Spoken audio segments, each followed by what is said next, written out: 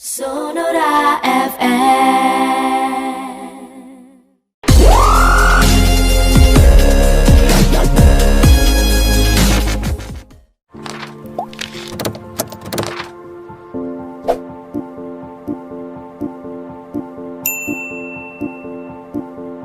Mereka yang sudah terinfeksi COVID-19 dan sembuh, Prof.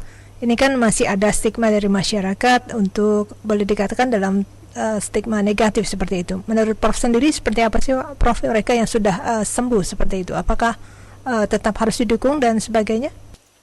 Oke, jadi sekarang ini kita harus sadar bahwasanya pandemi ini mengajarkan kepada kita bahwa tak ada seorang pun yang bisa sembunyi dari pandemi ini. Jadi orang yang sudah kena itu hanya karena orang itu diperiksa.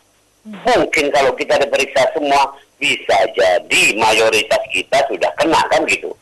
Gitu.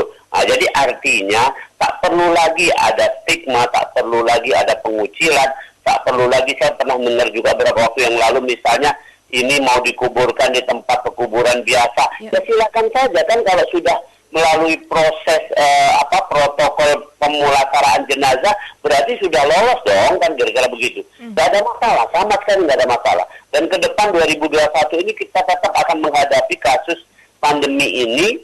Ya, saya boleh tekankan sebenarnya tidak cukup dengan 3M, yang lebih tepat itu dengan PHBS.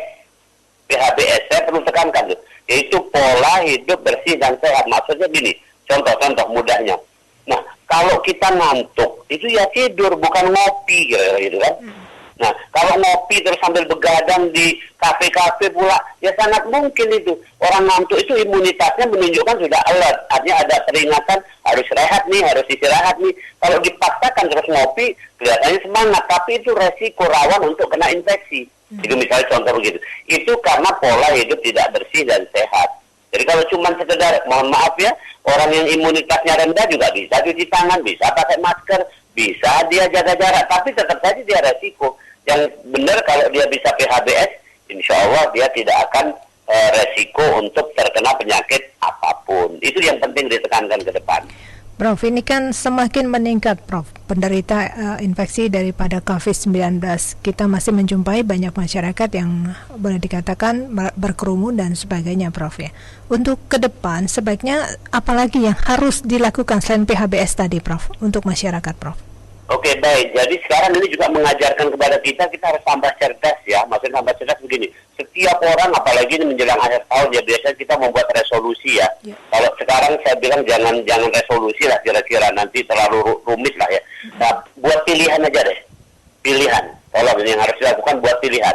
Contoh begini, kalau tahun 2021 pilihan saya adalah sehat, maka konsistenlah berperilaku hidup sehat. Kalau pilihannya 2021 adalah sukses, konsistenlah untuk berusaha, jangan putus asa.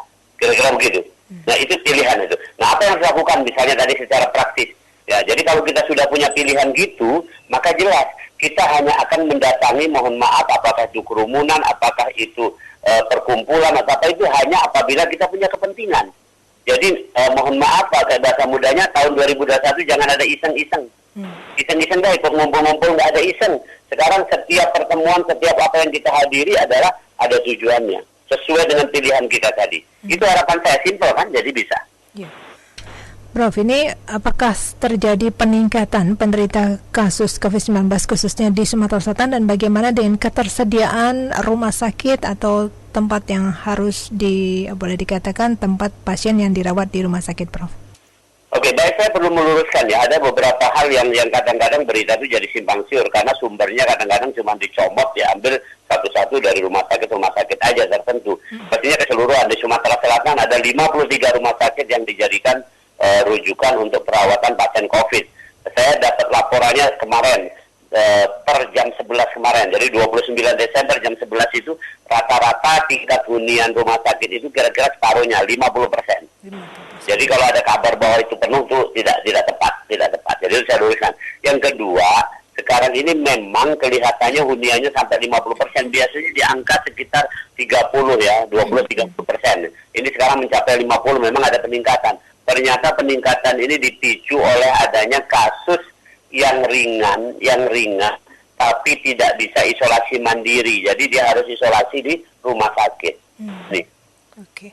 Baik, Prof. Terakhir ada yang mau disampaikan Prof khusus untuk masyarakat, Prof?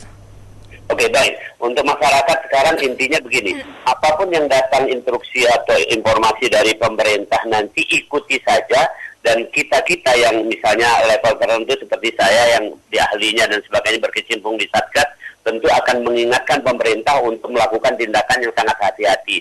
Misalnya masalah vaksin. Nanti vaksin ini nggak boleh sembarangan divaksin saja sebelum dipastikan aman dan manjur untuk masyarakat. Jadi jangan sampai efek samping atau dampak negatif vaksin itu lebih besar ketimbang manfaatnya. Itu misalnya contoh. Jadi ikuti saja.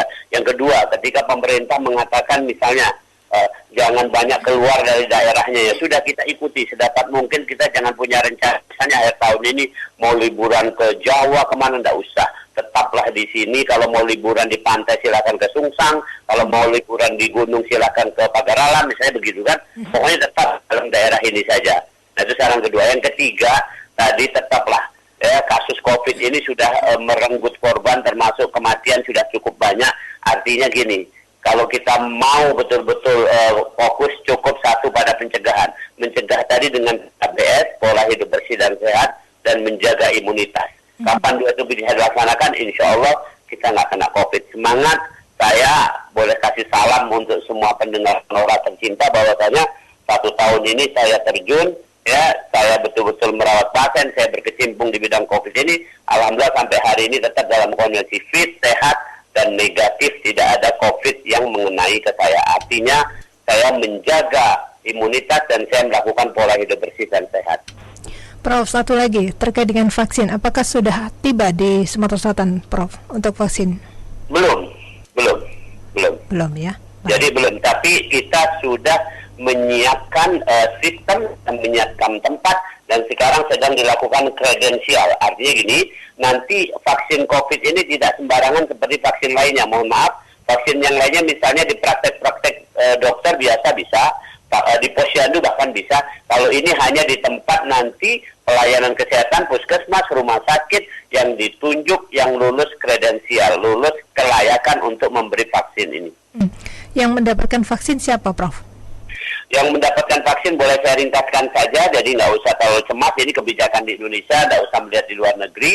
Ya, yang mendapat vaksin usia 19 sampai 59. Jadi artinya yang 19 tahun ke bawah atau 59 ke atas itu nggak usah bertanya-tanya, nggak akan dapat vaksin. Yang kedua, intinya yang mendapat vaksin yang betul-betul pada saat mau divaksin dalam keadaan sehat. Jadi yang sedang ada sakit atau ada penyakit sebelumnya seperti darah tinggi dan sebagainya tidak akan divaksin. Itu jelasnya begitu. Baik. Prof, terima kasih sudah berbagi informasi di sore hari ini, Prof ya. Semoga informasinya terang benderang bagi masyarakat, Prof. Sama-sama. Baik, selamat sore, Prof. Selamat sore. Itu tadi tenaga ahli Satgas COVID-19 Sumatera Selatan, Profesor Dr. Yuwono M. Biomed sudah menyampaikan informasi mengenai perkembangan terkini dari COVID-19 di Sumatera Selatan. Sonora FM.